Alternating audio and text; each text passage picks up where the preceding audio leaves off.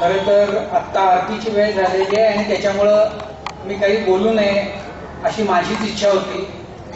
त्याच्यामध्ये जेव्हा बाबासाहेब शिवशाहीर बाबासाहेब पुरंदरे आणि अतुल शास्त्रींसारखे दिग्गज जेव्हा इतकं छान बोलतात, त्याच्यानंतर बोलण्याचं धाडस करणं म्हणजे सचिन आणि द्रविड नंतर बॅटिंगला जाण्यासारखं आहे. तर त्यामुळे तेही धाडस करण्याची वेळ माझ्यावर येऊ नये अशी माझी इच्छा होती. पण घडत असं गेलं की शेवटी बोलण्याचा माझ्यावर प्रसंग आला.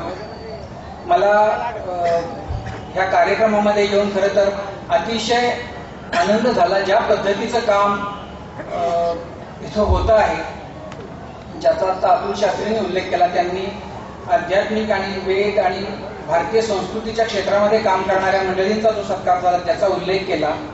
मला त्याच बरोबरीनं अवस्थी जे असतील, सुरेश पाटील जे असतील, यांच्यासारख्या आणखीन वेगवेगळ्या क्षेत्रामध्ये आपलं सर्वस्व देणाऱ्या मंडळींचा या निमित्ताने इथं जो सत्कार केला त्याच्याबद्दल संस्थानाचे मनापासून अभिनंदन आणि आभार मानावेसे वाटतात. एक प्रकारची समाजाच्या वतीनं ही त्यांनी व्यक्त केलेली कृतज्ञताच आहे असं मला वाटतं.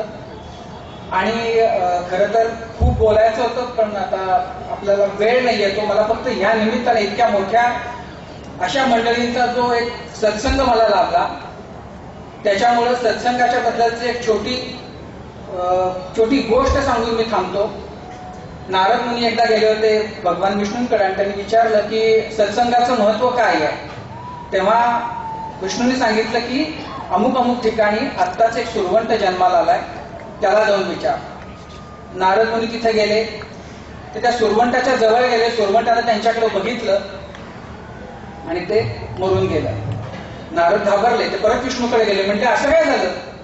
ते म्हणले नाही असं कर, आता अमुक अमुक ठिकाणी एक पोपट जन्माला आलाय, त्या पोपटाला जाऊन विचार, पोपट तुला सांगेल सत्संगाचं काय महत्व असतं. नारद तिथे गेले पोपटापाशी. पोपटानं यांच्याकडे बघितलं आणि मान टाकली. नारद पुन्हा घाबरले. ते पुन्हा विष्णूकडे गेले, म्हणले हे काय झालं, असं काय झालं.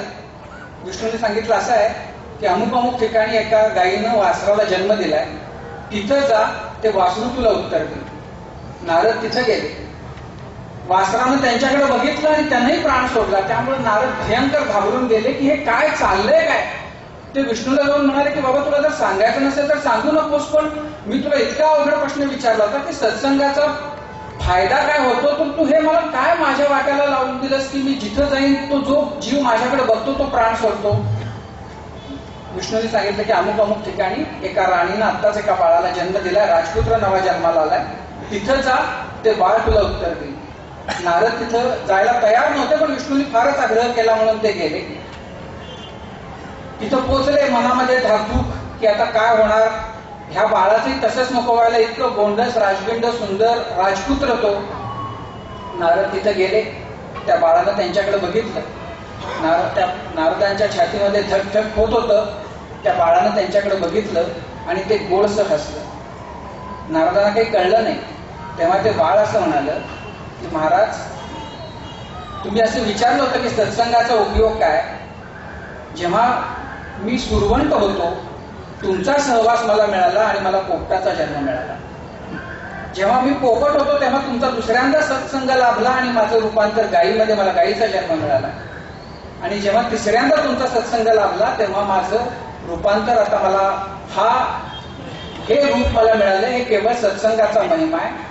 मला असं वाटतं की आज इतक्या मोठ्या लोकांचा सत्संग तुम्हाला मिळालाय, त्याचा नक्कीच मला, तुम्हाला, आपल्या सगळ्यांनाच खूप मोठा ह्या आयुष्यात पुढच्या आयुष्यामध्ये फायदा होईल, तसा तो मिळावा अशी मी प्रार्थना करतो. आणि वेळ झालाय, उशीर झाला म्हणून थांबतो. नमस्कार.